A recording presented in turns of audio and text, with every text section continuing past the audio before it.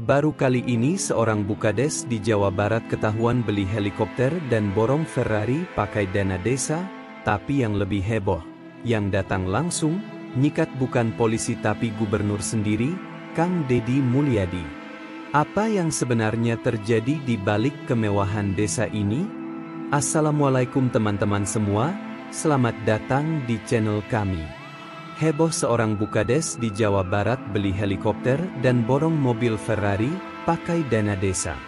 Semoga kita semua senantiasa mendapat keberkahan, jangan lupa selipkan selawat hari ini, walau hanya 1 kali.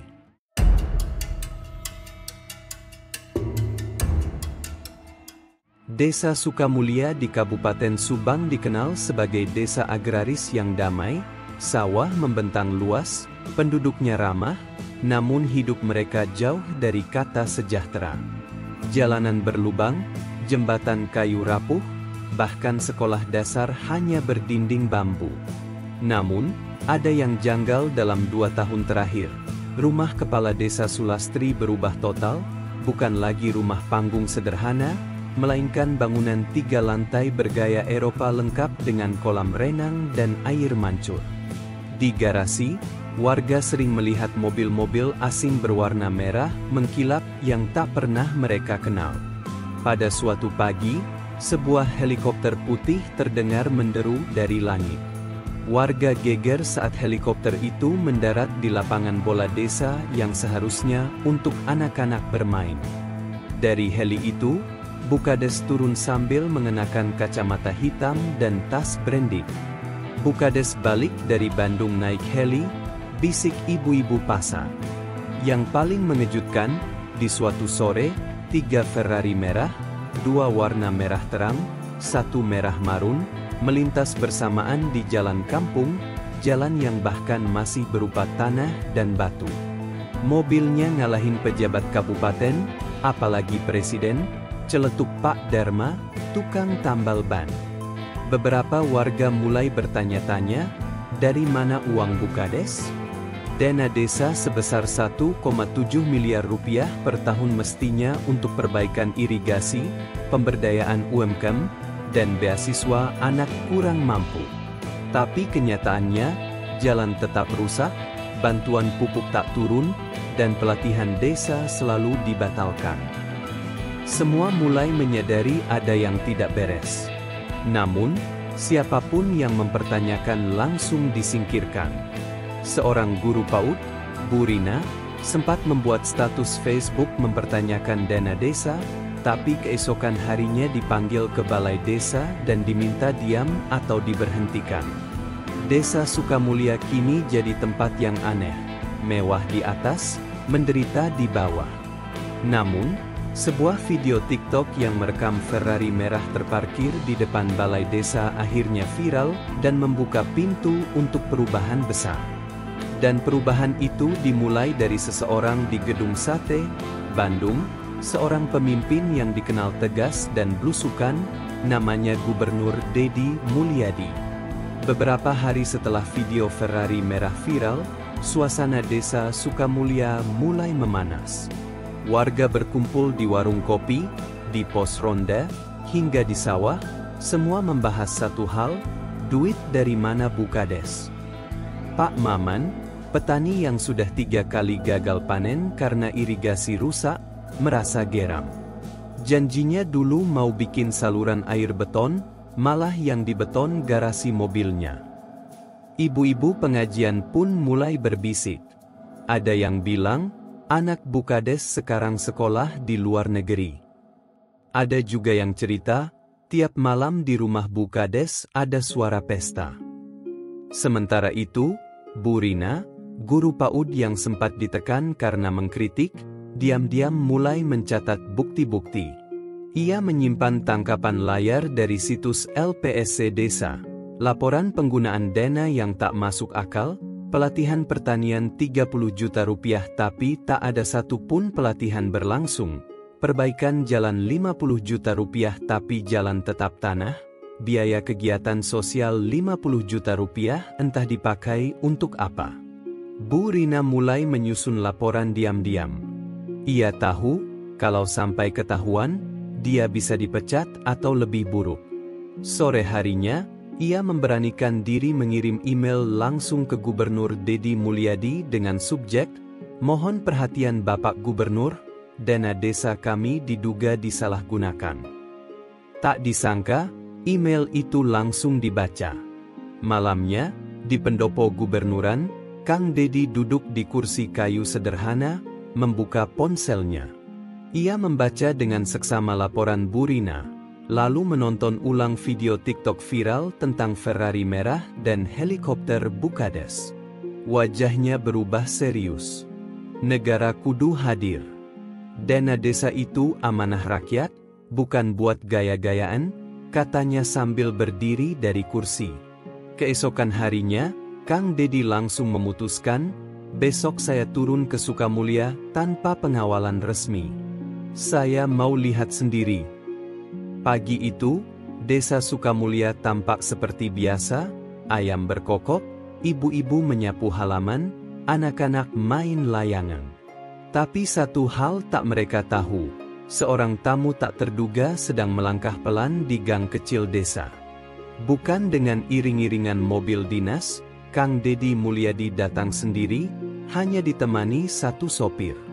Mobilnya ditinggal di pinggir jalan besar, dan ia berjalan kaki ke dalam desa, mengenakan pakaian khas, udeng putih, kemeja putih panjang dengan lambang gubernur, dan celana putih bersih. "Kuring moal datang jang gaya, kuring datang jang eng dangu naon nenu karasakura hayat," ucapnya dalam hati. Ia menyapa satu persatu warga yang dilewatinya, membuat beberapa dari mereka melongok. Itu Gubernur Deddy beneran? Astagfirullah, atuh tuh aya protokol? Kunaon anjing nadi? Warga mulai mengikuti dari belakang. Beberapa diam-diam merekam. Sementara itu, Bukades tengah duduk di teras rumah megahnya, ditemani dua orang ajudan pribadi. Suara musik soft jazz mengalun dari dalam rumah. Di depannya, ada laptop terbuka dan laporan dana desa yang tampak dibuat asal-asalan.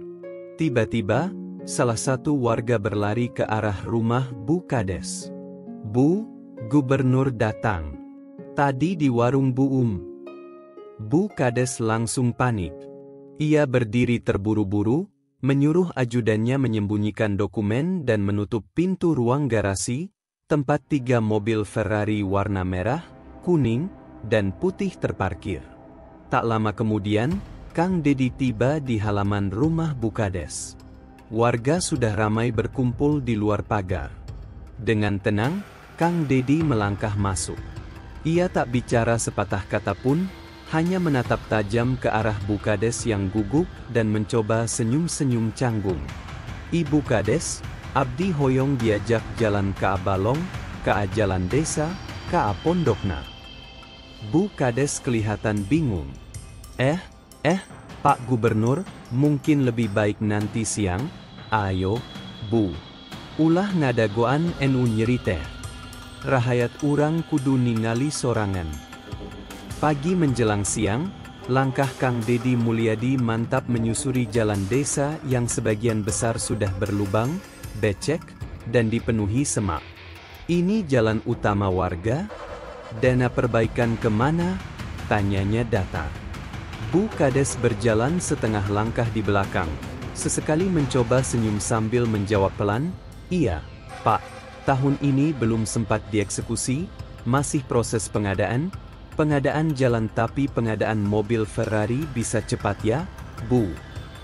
Kalimat itu menusuk seperti belati. Warga di belakang tertawa kecil. Beberapa meter kemudian, mereka sampai di bangunan PAUD, dinding kusam, jendela pecah, bahkan plang nama miring hampir jatuh. Seorang guru honorer keluar dengan wajah terkejut, buru-buru membenahi jilbab. "Assalamualaikum, Gubernur." "Masya Allah." "Waalaikumsalam, Bu. Kumaha kabar? PAUD di dia?" Guru itu hampir menangis. "Kami urunan untuk beli kapur, Pak. Udah 3 tahun plafon bolong, anak-anak kadang belajar di luar kalau hujan." Kang Dedi menoleh tajam ke Bukades. Sementawis anak balita belajar di tempat reot, ibu bisa nyetir helikopter. Bukades diam, tangannya gemetar memegang ujung kerudung. Terakhir, rombongan mengarah ke irigasi desa. Saluran air kering, penuh sampah plastik dan lumpur. Sawah di kiri kanan menguning, tidak terairi sejak 2 bulan lalu. Petani Didi Cicing Hungkul, Ayuna Toyora hayang melak Dewi Sri kusabab ibu ngalaungit keun, harepan dina sawah maranehna. Kamera warga merekam semua, live streaming di Facebook dan TikTok meledak dengan ribuan penonton. Ternyata benar, selama ini, dana desa bukan salah cair, tapi salah sasaran. Wajah warga menangis dan bertepuk tangan pelan saat Kang Dedi memegang pundak seorang petani tua yang sudah 2 musim gagal panen. Sore itu, suasana balai desa Sukamulya memanas. Ratusan warga berkumpul, sebagian membawa poster bertuliskan, "Uang rakyat bukan buat gaya-gayaan," dan "Kami ingin jalan, bukan Ferrari." Di tengah kerumunan, Kang Dedi Mulyadi berdiri di podium darurat, dikelilingi oleh wartawan dan aparat. Suaranya lantang tapi penuh kendali. Warga Sukamulya sudah terlalu sabar. Hari ini, kita bongkar semuanya. Bukades terlihat gelisah, duduk di bangku plastik depan balai desa. Tubuhnya condong ke depan, keringat menetes meski angin sore berembus sejuk. Tiba-tiba, seorang pria berpeci dengan kemeja kotak-kotak maju ke depan. "Saya Pak Ujang, RT 05. Saya minta izin bicara, Pak Gubernur." Kang Dedi mengangguk. "Maju, Pak RT." Dengan tangan gemetar, Pak Ujang membuka map lusuh berisi bukti transfer dan kwitansi. "Ini, Pak, saya disuruh tanda tangan laporan fiktif. Jalan lingkungan katanya udah diaspal, padahal masih tanah. Saya takut selama ini, tapi sekarang saya malu sama warga saya sendiri." Warga sontak heboh. Sebagian berteriak, sebagian menangis. Bukades mencoba berdiri, tapi kursinya nyaris roboh. "Itu fitnah. Saya difitnah. Semua sudah sesuai prosedur." Namun suara massa lebih keras. "Balikin uang kami. Bukades penjara. Penjarakan." Kang Dedi hanya diam, wajahnya dingin. Setelah beberapa saat, ia angkat tangan memberi isyarat tenang. "Tenang, dulur sadayana. Hukum akan bicara. Tapi hari ini, semua kebusukan udah kebuka." Adegan berakhir dengan Kang Dedi menatap tajam ke arah Bukades, sementara kamera media menyorot wajah paniknya. Pagi harinya, di rumah Bukades, deru mesin truk pengangkut dan mobil aparat mengejutkan warga sekitar. Di halaman rumah mewahnya yang mencolok di tengah kampung, deretan mobil mewah terparkir rapi, Ferrari merah, putih, kuning, dan 1 SUV hitam berpelat khusus. Kang Dedi Mulyadi hadir langsung, ditemani tim Kejati dan polisi berseragam lengkap. Ia berdiri di depan pagar rumah sambil menunjuk ke arah mobil-mobil itu. "Inilah hasil dari uang rakyat yang diselewengkan. Hari ini, kita ambil semua." Bukades keluar dari rumah dengan daster sutra dan rambut acak-acakan. Matanya sembab, namun tetap berusaha mempertahankan wibawa. "Pak Gubernur, ini semua salah paham, mobil-mobil ini bukan dari dana desa," namun tak ada yang percaya. Petugas mulai menggiring mobil ke atas truk towing satu persatu. Warga berkumpul di luar pagar, sebagian merekam dengan ponsel. Teriakan dan cibiran tak bisa dihindari. "Itu mobil Ferrari Bukades yang merah, katanya buat ngaji ke masjid. Helikopternya mana? Jangan lupa diangkut juga." Saat Ferrari terakhir dinaikkan, Bukades menjerit histeris. Ia mencoba menghalangi petugas, namun terjatuh di lantai garasi. Tubuhnya lemas, napasnya memburu, matanya mendadak putih. "Jangan ambil semuanya. Saya pingsan." Petugas medis langsung datang. Kang Dedi hanya memandanginya dingin. Rakyat sudah cukup sakit. Sekarang giliran dia yang merasa.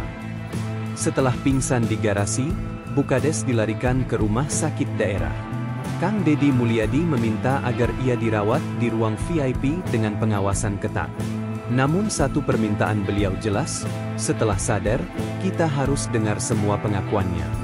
Jangan ada yang ditutup-tutupi. Di dalam ruang rawat, Bukades mulai sadar. Wajahnya pucat, tubuhnya lemah, namun matanya berkaca-kaca. Di sekelilingnya ada dua penyidik, seorang perawat, dan tak lama kemudian, Kang Deddy datang masuk. Bukades langsung menangis, air matanya mengalir deras seperti melepaskan beban yang selama ini ditahan. Saya nggak kuat, Pak. Semua ini bukan ide saya. Kang Deddy duduk tenang di samping ranjang, suaranya pelan namun tegas. Kalau bukan ide ibu, siapa dalangnya? Uang miliaran itu tidak mungkin menguap begitu saja. Bukades menggeleng lemah. Ada tekanan dari oknum camat dan kontraktor proyek. Saya cuma wayang, Pak. Saya diancam. Penyidik langsung mencatat setiap kata. Nama-nama mulai muncul, camat, 2 orang kontraktor, bahkan seorang oknum anggota Dewan Kabupaten. Kang Deddy menghela napas dalam, tangannya mengepal. Berarti ini bukan cuma soal satu kades. Ini sindikat. Kita harus bongkar semuanya. Kamera menyorot wajah Bukades yang berlinang air mata, lalu berpindah ke wajah Kang Deddy yang kini penuh amarah namun tenang. Ibu sudah ambil langkah benar dengan bicara. Tapi konsekuensi tetap jalan. Kita kejar yang di atas. Pagi itu, langit Subang tampak cerah, tapi suasana di kantor Gubernur Jawa Barat sangat tegang.